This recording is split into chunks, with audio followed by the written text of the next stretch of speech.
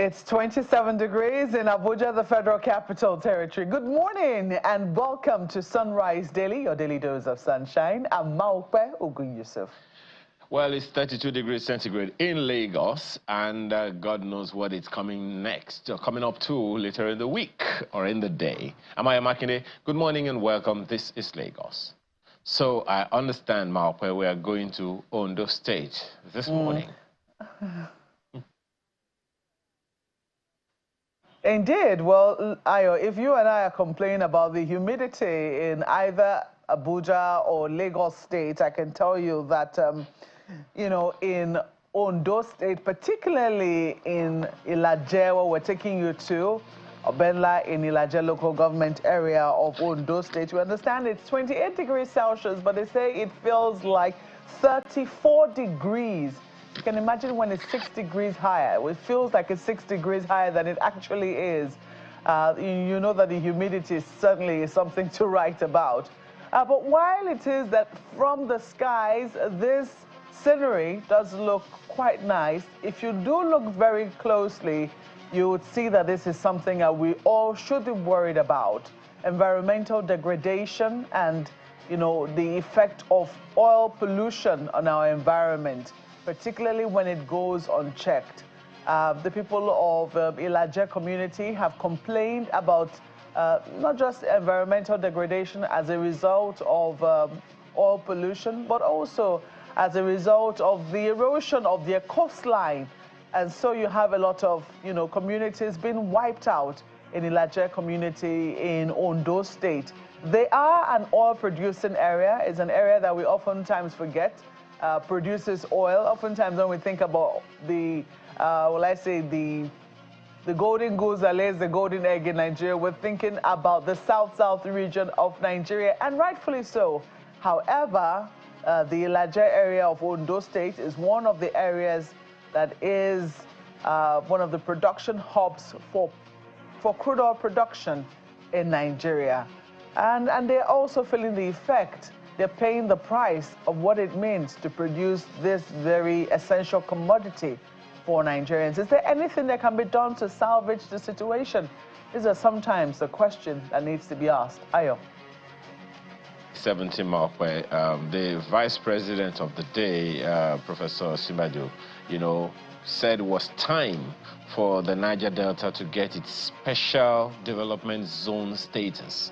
And further on, we know how the government of the day at that time struggled so seriously to reverse the fortunes of the degradation of the environment in the Niger Delta. How far with that, I guess, it's just a matter of time. It's also something that led the vice president of the day into the climate change conversations, which has continued for Nigeria in various lights. In 2021, he also swore that they would ensure completion of the critical Niger Delta development project. Incidentally, many times when we're talking about Niger Delta, not many people refer Ondo State as one of them.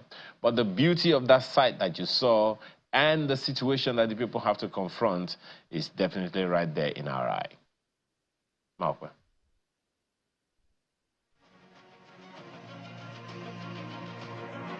Indeed, Ayo. Well, the picture was taken out before we could eventually finish the discussions on it. But hey, it's back on now, and you can take a look at it. This would really have been a very picturesque scene, but for the pollution that you can clearly see has affected the vegetation in that area, the ecosystem in that particular area. And so a little more attention.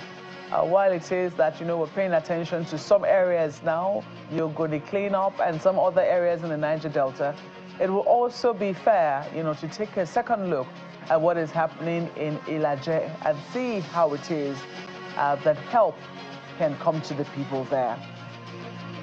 But Ayo, extending this into a conversation, because now we're beginning to see the springing up of different development zones in the country. You see the Northeast Development Zone, the South-South Development Zone, the Southeast Development Zone, and people are beginning to say, or Development Commissions, beg your pardon, people are beginning to say, but the Niger Delta already has a development commission. What does it need a South-South Development Commission for again? And then you now begin to hear people say, you know what we need to go back to is UNPADEC. You know, the oil-producing areas. I'm trying to remember the full name of the abbreviation. But what it means clearly is that you do not have to be within the South-South region or the Niger Delta area, which should accrue to you because you are an oil-producing area. So you find, for instance, states like Lagos, Ondo, Abia, even Imo, that do not directly fall within the Niger Delta region, but also produce some amount of crude oil, should be included in now this area called UNPADEC. This new commission they are proposing should be called UNPADEC, while the regions still retain their development commissions. I wonder whether that makes a bit of sense. This is because people are beginning to say that, look, it does appear that we're about to bastardize this emergence of the different commissions that are emerging for development in the areas. If you have all of these development commissions, what then will the state governments be doing? These are some of the questions people are asking.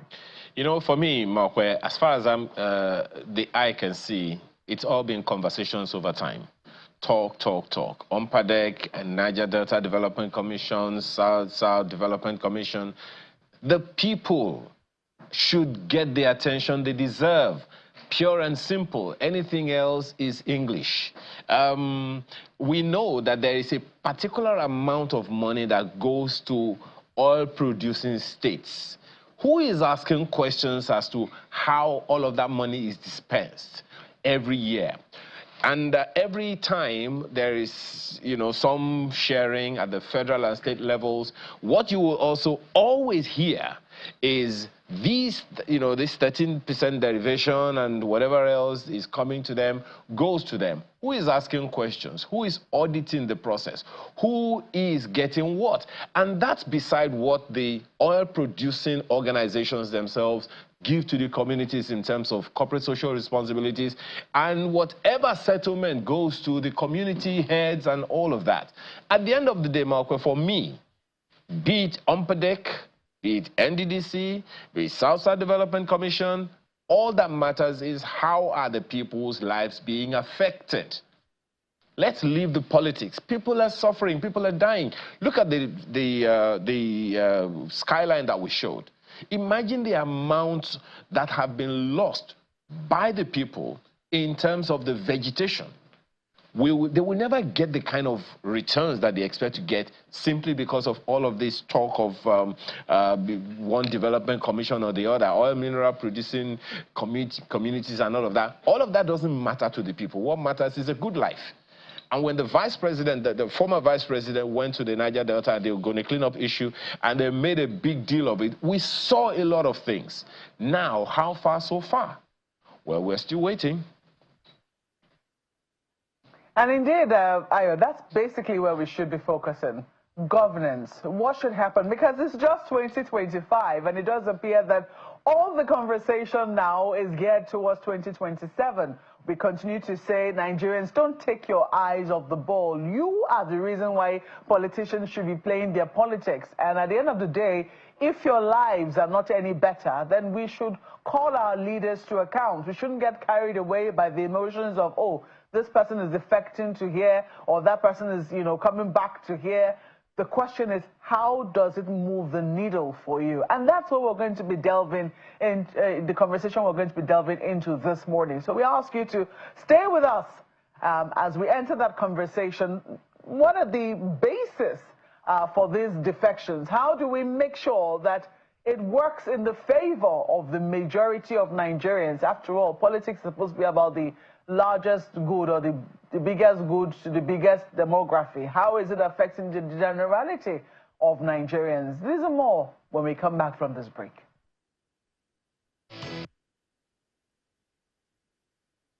We believe in our president, Asuwaju Bola Ahmed Tinubu. We believe in his economic reforms. We believe in his renewed hope agenda. And part of the political renewed hope agenda is trying to canvass for more followership into the party. We started by democratically electing governors, especially in Edo State, who was in PDP. We succeeded in winning the election. He is now in APC. Now, there's another channel that has been opened through advocacy, through dialogue, through convincing some highly and even elected governors to come into the party.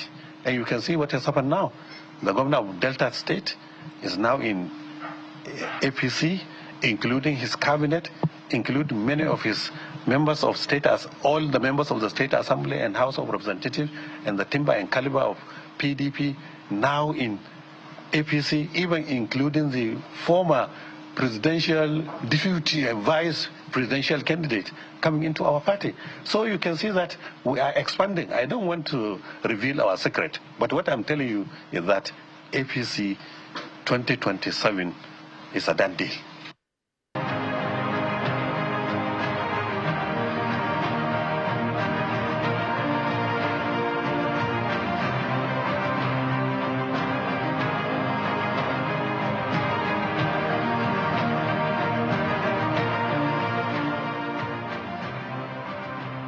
As Nigerians, politicians in particular, align for the next election, stories of defection and counter-defection, if you like, have occupied the headlines, the front pages, the first stories that you will see in most cases. Denials and counter-denials are going on. But you know, in all of this, the rule of law is at the heart of democracy. What's the position of the law on defection for the executive and for the legislature in particular? Well, Dr. Monday Obani joins us this morning. He's a senior advocate of Nigeria. Thank you so much for joining us today. Thank you for having me. Good morning. First of all, what's your reading legally of all that's going on? Do you see consideration for the law in all of the announcements that we're hearing? Well, the position of things is that there is a lacuna even in the law itself, you know, with regards to defections. It only made a provision with regards to legislators, those who make laws, both at the state or at the federal level. If you look at Section 68 or 109 of the Constitution, specifically says this will happen to you if you defect from a political party, you know, that actually brought you to power. As a legislator. As a legislator, you will lose your seat.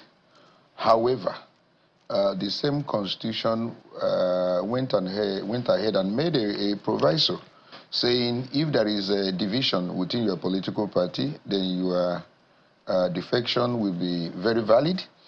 Or if there is issue of merger within that same political party, then your defection, if you can provide evidence to that effect, it means that your defection is also valid. Then I've always said it, and I think Maokwe will agree with me now, because the Supreme Court has affirmed what I said. It's only the court at every point in time with regards to whether a legislator has lost his or her seat that will determine that issue, because it's a factual issue. Provided the Constitution itself now made a proviso. So if you say, I defected because there is crisis or there is division, and the person who has taken you to court said, no, the political party you are in, there is no crisis, there is no division. So it becomes a matter of evidence, and which arm of government is in a better position to adjudicate over such differences of opinion or facts? It is the court. You know, so the court will always be in a position to say, oh, you have lost your seat because of the fact that you have defected. So that is with regards to legislators. But for executive, there is no provision, except now that, you know, there is an idea coming up that we should also include the executive, because this issue of defection is not helping the political system. Yes. We'll come to the executive in a bit, but even for the legislature, over time, we have seen some rough play, if I can put it that way, in some states with the quote-unquote upper hand of the executive over them. And I find it ironic, because in the Constitution, the legislature always came before the executive, always comes before the executive. The arrangement is legislature, executive, and judiciary. And I think that the Constitution is deliberate in that. It would seem then that even the legislature is not holding its ground as the supposed head of the three arms of government? Well, I don't know whether there is any hate, but the point is that if you say it the way you are saying it, that the legislators are closer to the people. You know, you remember that in the House of Reps, we have almost 300 and you don't see the arrangement of the Constitution as well, deliberate. the Section 4 deals with the legislators, and then Section 5, and then the other section deals with the judiciary. So I didn't see that. I don't personally see that arrangement as trying to. But the point, no, I understand the point you are trying to make. Yes. They are closer. Look at the issue of House of Reps, and then Senate. Remember, they are divided in such a manner that they are very, very closer to the grassroots. Okay. So they represent the people.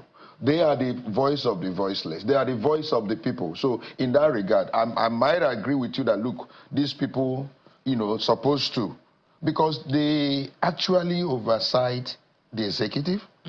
They also oversight the judiciary. So any particular arm that sits down and says, look, you are not getting it right, you are doing it wrongly, and all that, is supposed to be, the head. But then, in pure description of democracy and how it works, there is no head, there is no tail. They all are independent, working in complement for the sake of giving the people good governance, So I don't want to place anyone above, so there won't be any argument about it. Yes, I'm reading English, and I'm reading order. Before the legislature is the people. It's the citizen of Nigeria. Correct. You're very correct about that. Yes. Now, to the issue at hand, and from your response, do you see the legislature in various parts of the country, a quick one, by the way, when the Supreme Court made that declaration that there was no crossing over, no cross-carpeting in Rivers State. Now, those who argue that, hey, these people actually moved, but the Supreme Court says they didn't move because they were at a rally, and they declared that their allegiance to another political party. Do you see a confusion there? My problem is that pronouncement was made by the Supreme Court, and not at the court of first instance. This ought to have, there's supposed to have been a suit initiated by the political party, like PDP, saying, look, you left our political party for no just cause. There is no reason for you to have done that. Then they will now advance reason why they left, whether there is any such, reason for them to have left. So it is at that point that the court will look at the facts that has been adduced by PDP, and then look at the facts that have been adduced by those who allegedly have defected. And then based upon a balance of probability, the court will now reach a conclusion that in fact there was a proper defection or the defection was invalid. But at the Supreme Court, there was no evidence, so it was maybe so motu. The Supreme Court now took it. Look, the issue of defection still has to be decided by the court. Are you following me? And maybe at that point, the court now also so motu decided that these people have not actually defected. But I want a situation where the court would have been in the first instance receiving evidence of both, I defected because there is crisis or division. No, there was no crisis. Then the court now will based upon balance of probability, give a decision that will allow either attune with justice or go contrary to that. But that wasn't that opportunity up to now. And then the problem again with Rivers State is that at a time, most of the cases were withdrawn when there was this agreement reached, on understanding that was signed by both parties. So at that point, even the counter that would have been in a position to give the court opportunity to decide those issues on facts were not there anymore. So that was the error that was committed. And that was why, before you people, I said, look, the best thing for Rivers is for this matter to be settled peacefully. Let both parties, because if you want the court to determine this matter, oh my God, the court will decide in favor of one person, and that person that loses will not be in a position to appreciate the justice of the case. That peaceful resolution would have been the ideal. I was being abused, I was being called them, but now, are we not coming back to that same decision that they are going to resolve the matter peacefully? Well, let's hope that happens. Yes, sir. How about Delta States? Yes. The whole apparatus of a major opposition party moved into another political party. Yes. In bulk, wholesale. That is the declaration, and we understand that the Delta State governor was telling journalists last week that wait for my declaration on Monday. So which is today. How do you see that? How is this, if the legislature also moves as the declaration has been made? Yes. What happens? Now, what has happened with regards to Delta? You know, I look at the political system in Nigeria, and then I look at the description of what political party is supposed to, stand for in democracy. Political party is a party you believe in due to ideology. But in Nigeria, it's a different ballgame entirely. Politicians see political party as a platform under which they can ascend to power. I hope you're listening to me, Ayo. Yes. The political party in Nigeria is not being defined by ideology.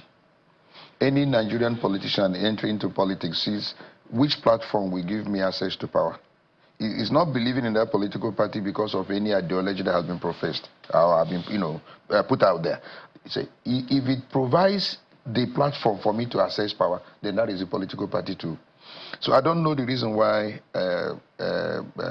I'm looking at Yes. the impact Yes. or the likely repercussion of the defection of the legislators, Yes. according to law. As legislators from Rivers, from Delta, did they also declare? Did they also defect? Because it was the governor, the former governor. I listened to his declaration that he has moved. Then the present governor is also doing his own declaration today openly. But I don't know about the legislator. But if the legislators also move, the issue is that where are they living? And the law says if you leave without any proof that there is division within your political party, then automatically you have lost your. You lose your seat if PDP or whoever challenges that you are defection, and the court now look at the evidence that you left for no just cause, then you lose your seat. It is the court that will still determine it. That's the problem. It is not automatic because, just as you declare, then you have lost your seat. The problem is that proviso in the law, and that's what I want Nigerians to understand. The moment that proviso is put there, it then means that it has raised issue of facts. And the only arm of government that can determine facts is the court. Now, what are the facts needed to prove that defection has happened? Beautiful. When you say you have moved, the court is now saying that, look, for mere declaration, if I get revised state pronouncement, correctly, the mere pronouncement or even affidavit is no longer enough. That what happens that you must also have been registered in the new political party. That your name must be in the register of the new political party. Because whoever is alleging that must prove. So if you are saying that I have moved, for the fact that you made mere declaration is not enough. That there must be your name in the new political party you have moved to. That is what all of us gathered from now reverse declaration. Are you following me? It is the court that actually determines what law is. You can make the law, but when the court makes a pronouncement, that is the law. That's what we're saying with Rivers now, that mere declaration is not enough. That your name must be at the word where you come from in the party's register. If it's not there, then you are not yet a defected member. I'm wondering how the governor will govern if the legislature is in the opposition. Don't answer it yet. I think Markwe may have 1 or 2 questions. I'm waiting for Markwe. Look, I'm in the box. Go ahead, Markwe. Well, indeed, controversy will arise on this one because now there's dispute as to whether or not lawmakers in River State have moved or haven't moved. But I think looking at the larger and broader conversation, there have been questions as to, whether or not Nigeria is becoming a one-party state, given the gale of defections we're seeing into the APC. People are asking questions such as, why is it the APC? Because I think even over the weekend, the presidency had cause to respond to those who are raising an alarm, saying that it's not the president's job to organize the opposition. But I think beyond these conversations, people are also afraid that attention will be taken away from the real issues, which is governance, which is about the people. For you as a lawyer and someone who also watches the political space, how concerned are you that these, let's say, realignments and alignments will remove conversations from what exactly is important, which is the security and welfare of the people of Nigeria? Mokwe, that's how we roll in the country. Anytime it's 2 years to the election, general election, governance is put aside. I tell you, from next year, if you have not gotten anything in terms of good governance for the people, you will see that all the politicians will concentrate on their political survival, and then how election of 2027 will play out. You know, that's how it has always been, and it's not right. I certainly agree with you. There are issues that are contending for attention, and the politicians should pay attention to them. The issue of insecurity, the issue of the economics, hardship, there is so much hardship in the land, and of course, the politicians also echo it and agree. But how are they addressing those issues, you know? But here now, it's like football. This is an open season. Transfers have started to take place. People are taking a queue, being behind one political party or the other, and then it's like APC now is the honey pot that everyone is actually gravitating towards. And the reasons are not, they're not far-fetched. This is a political party that is actually in the national at the national level, and then has all the instrument of power. So everyone will want to ensure that he survives, and that is actually what is going on now. And governance is clearly going to be at bay, put at abeyance, for the next 2 years. So whatever we have not gotten from 2023, just by the grace of God, we will get it from 2026 and 27, because attention now will be how 2027 will play out. It's unfortunate, but that is the reality with Nigeria. And that is what has always been going on. And people have been saying, look, are there no ways we can do ours differently, in a better manner? We have seen other nations do theirs and all that. We don't see all this issue of transfers that happen. I mean, America just had an election recently. The same with Britain. Did you see all those major political party members moving from one political party to another? But in Nigeria, they see political party as a platform to access to power, to have access to power, not as an ideological platform. You believe in this ideology and you stick to it. No. The point is that with this particular party, does it have structure that will enable my access to power? If it does, then that is where everyone faces his face. So it is a problem. It is a problem for us. I agree with you that issue of governance may likely be in abeyance in the light of these recent defections and movement. It's an open... and the idea... The idea behind different political party platforms is to give the people alternatives. So, for instance, in a state like Delta, where the governor was in the PDP, he says he's now defected, even though now, from what you have also said, we cannot say that he's fully defected until maybe a court of law says so. We cannot take politicians at their words anymore, can we? But looking at what has now happened, ideally, assuming he was still in the PDP till the next elections, it should be that the people of Delta State will have a flurry of options that they can look at and say, oh, how has the governor performed? If we're happy with his performance, we give him another term. If we're not happy with his performance, we have an alternative. But now that he's been happily welcomed into what should have been an alternative, there are big questions as to what are the options for the people? Are the options for the people expanding, or do you think that the chances for the people, to have an array of options ahead of not just the 2027 elections, but generally, because in democracy it should be about choice, shouldn't it? With you. The two major political parties in Nigeria today is PDP and APC, and that is the truth. Unless we're hearing about coalition talks between Atiku and P2B. We don't know what actually will come out of that particular talk. But for now, the major political parties that have structure in the country is PDP and APC.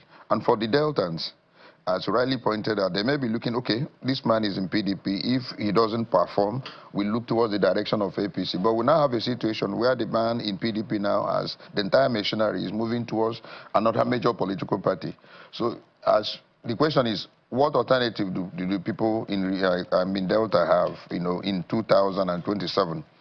The only alternative for them now will be if there is another political party with structure that will give them that opportunity to say, okay, if we don't like this man and his policies, in the political party that he belongs, we have a choice for another political party. I don't know whether that choice now will still be available, if there is coalition talk that works and present an alternative. For now, the two major political parties, as I said earlier, is APC and PDP. And now the man has moved from another, major political party in Syria A. I mean, when in Britain, they have this club, Club A, which is a major club, moving to another club again, which is also a major club. So the minority club, if they are not in coalition, we limit the choices of the Delta, and that is the truth of the matter. And so that's where I understand it. The two major political parties are playing each other. From one, he has moved over to two, and both of them have structure. So the people may be limited in their choices, in 2027, unless there emerges a third force that is big enough, that has structure on ground to give them an alternative. How confident are you that that can happen ahead of 2027? I'm not God, but I know there are talks. But I'm not God. I don't know what will actually play out. 2027 is still far. So Nigerians maybe will be praying and hoping for a major political party to also come up. For now, PDP has an internal issue, and they are yet to resolve that issue. And now, majority of the PDP governors, I understand, are also trying to do a transfer to APC, especially to those from the south and all that. And there is reason. It's not south issue. For the south, they have to do their 8 years. So any northerner coming now at this point in time, we want to truncate that. Do I call it an informal arrangement? That 8 years for the north, which Warri did, now he has come down to south, and a southerner is in power. It would be wrong for any northerner now to, come out, and say, I want to truncate that arrangement. It may not work, So a lot of southerners are taking a queuing behind a political party that can give a southerner the same opportunity of additional 4 years. Yes. Just one quick one before we go. Yes. What are we saying to young people by these predictable arrangements? Almost every time there is a major election cycle coming, there is always a movement, as Marco pointed out, one side or movement to the other that is in power. What are we saying to the young people? It will seem like we're just continuing in the same way and expecting that nothing is going to happen. What if the young people in their volumes, making more than 60% of the population of Nigeria, decide we had enough, we're going to do something about this? Is the political class looking in that direction to take caution and say, let's be careful, let's bring these young people in?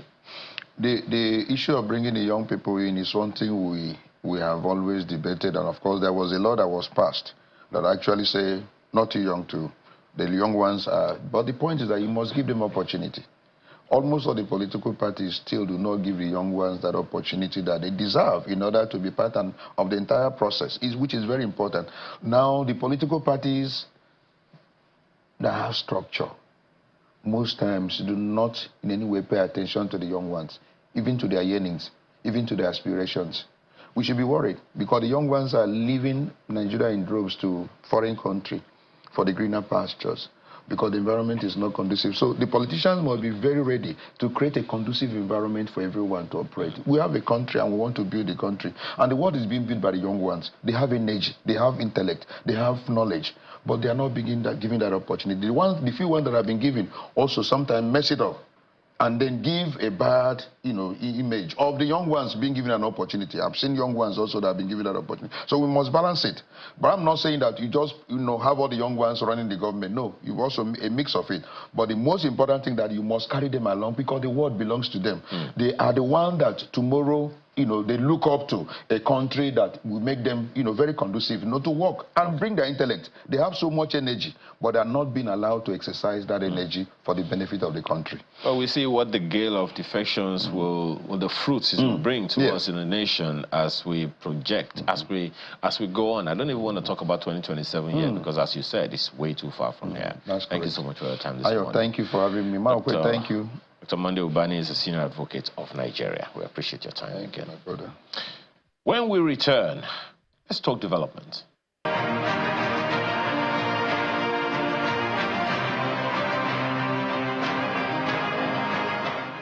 Well, interestingly, politics has really, been at the forefront in the month of April, even as the month comes to an end. And one of the issues that has come to the fore is this issue of delineation, particularly in Delta State, as it affects some local government area in Warri. These areas recently experienced a delineation exercise, an exercise that INEC carries out periodically to ensure that voters are closer to their polling units. But this last exercise conducted in some local government areas has brought about controversy as certain groups have, come out dissatisfied with the results of the delineation, with the outcome of the delineation as done by INEC. They are complaining that they now have fewer areas given to them compared with the amount of areas that they used to have pre the delineation exercise. Particularly, this complaint have been, has been voiced out mostly by those of the Ishekiri ethnicity. Sometimes these things, go along those lines of ethnicity. And in some areas, some people have attributed skirmishes that have now occurred in the area to this particular dissatisfaction with the delineation exercise. Well, this morning we have someone from the Ijaw focal area, area. Joining us is Mr. Joel Bisinia, and he is from Warri North Local Government Area. Thank you so much for staying with us on the program. It doesn't appear that there has been any complaints from the Ijaws. Are they satisfied with this particular delineation exercise? Thank you very much, for this opportunity to be with you this morning. Let me just make a bit of clarification. In your intro, you did mention that from time to time, INEC carry out ward and unit delineation, which is part of their statutory obligation as an agency of government, with responsibility for management of election matters in the country. But the difference in this particular delineation exercise is that this was mandated by the Supreme Court as a result of the court judgment.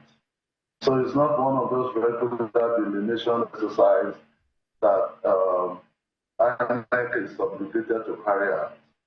Now, to your question, the judges were those who went to court to seek for a more inclusive, more embracing, and more realistic delineation that will reflect the reality on ground. Our position when we approached the court was that there are fictitious wards and units. The population figures reflected in voters' registration do not reflect the realities on ground. So we asked INEC to come on the ground physically to carry out fresh delineation of wards and units that will reflect what is actually on ground. So that was those of my friends and brothers who pursued the litigation followed up until when the Supreme Court eventually made a pronouncement in November of 2022 that INEC should go and do fresh delineation.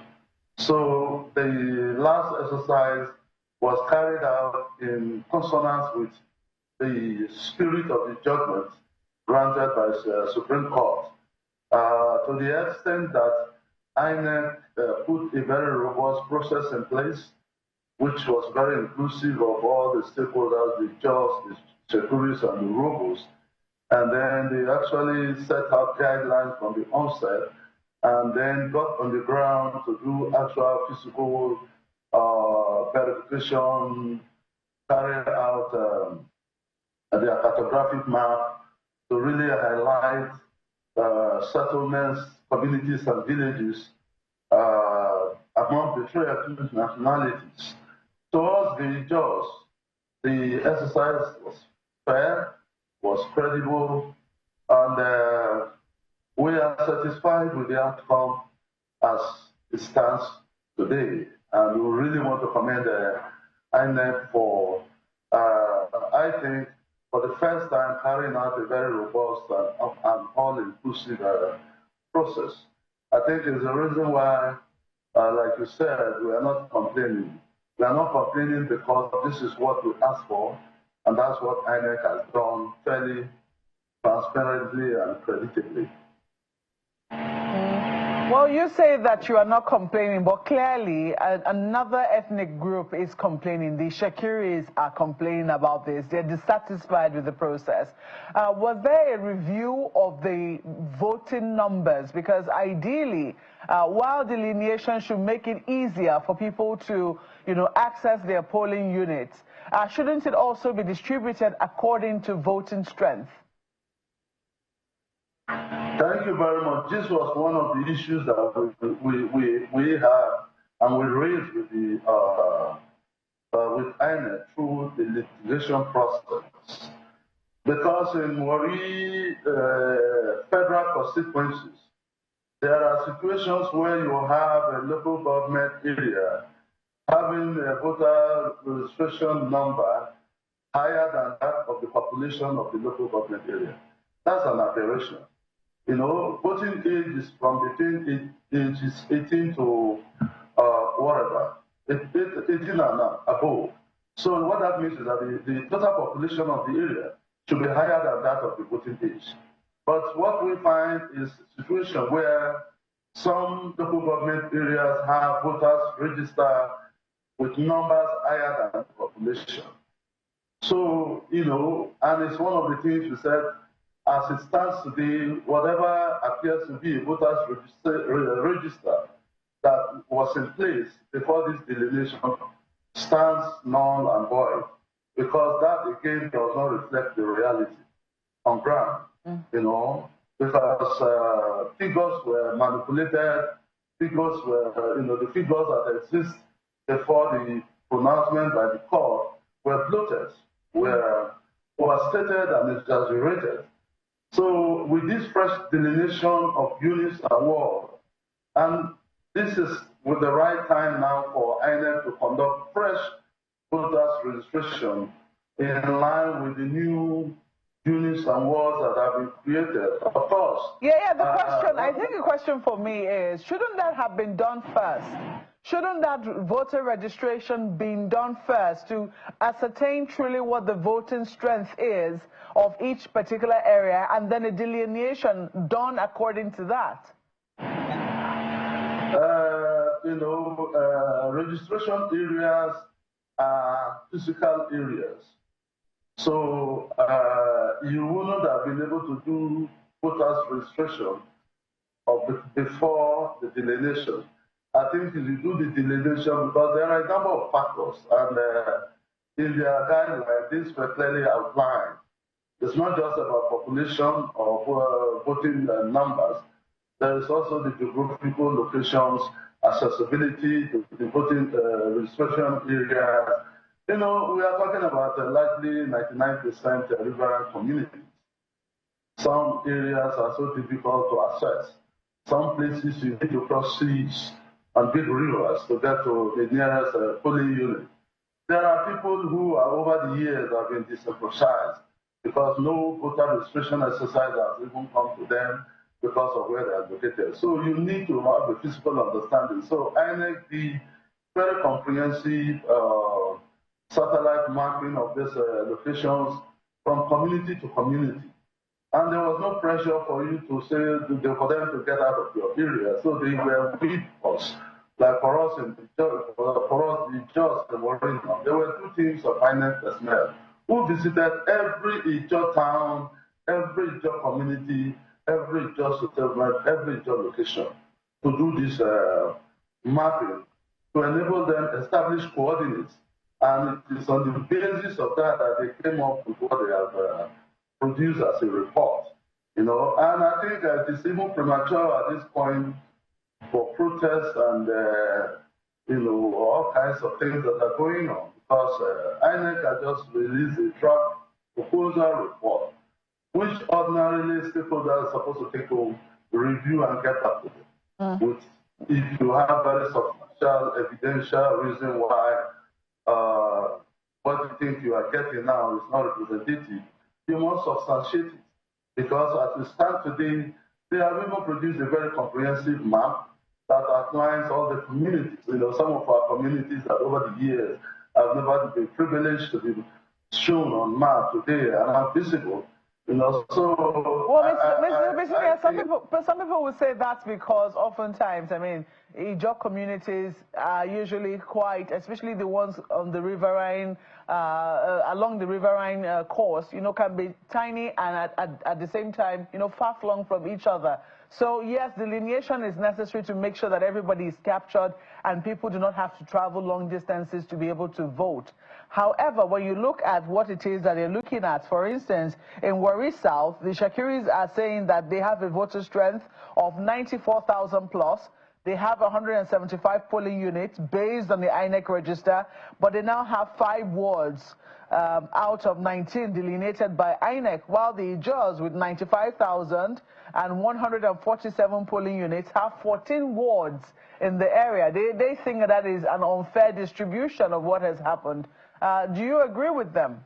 Well, that's their claim, and I think you are referring to Warri Southwest, not Warri South. Yeah, Warri Southwest. Yeah. You see, there is a map as of today that has been produced by INEC. When we make arguments and advance positions, they should be based on the empiricity and the evidence before us. INEC displayed the map and handed over copies of the map. I think what is expected of persons who seem not satisfied with the outcome is to go into the map and be able to identify maybe there are communities that have been appropriated to Ijaw people or Ijaw areas. Ijaws, you know, the majority that's not in dispute is a settled matter in Warri Southwest, in Warri North. The Ijaws are majority. They have more communities. They've been there. They are indigenous to the place. So in Warri Southwest, I think even what they just have as of today is not still representative enough. Okay, Mr. Bisinia, I certainly know that this conversation is not over. I know it certainly will go on, but we're totally out of time on the program today. We hope that, you know, as it goes on, we'll be able to perhaps get you into the studio to, you know, further delve into the matter, especially as INEC seeks a resolution. But we have to thank you so much for coming to the program this morning. Mr. Joe Bisinia is the job focal person we've had on the Warri delineation conversation. Thank you once more for coming to the program. Thank you, Maupe. I just hope that next time we have enough time to delve into this issue, because it's important that we inform the public and give them the facts. I hope so too. I hope so too. Thank you so much for speaking to us. Well, that's why we have to wrap the program this beautiful Monday morning. We hope that you have a very productive week ahead. Thank you for watching. I'm Maupe Yusuf. And I'm Ayo Makinde. In the name of having a productive week, Business Morning is next. Stay with us.